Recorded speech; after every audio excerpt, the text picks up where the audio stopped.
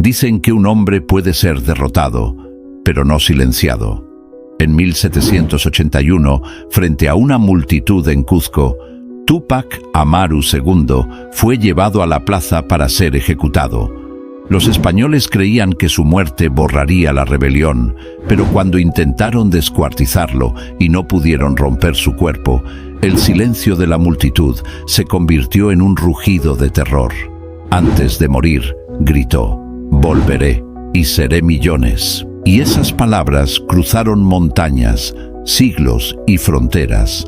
No fue una frase de venganza, fue una profecía. Si quieres conocer toda la verdad de la rebelión que estremeció al Imperio Español, busca el video completo en mi canal con el título Túpac Amaru II, la rebelión que hizo temblar al Imperio Español, y descubre el legado real de este héroe que jamás se rindió.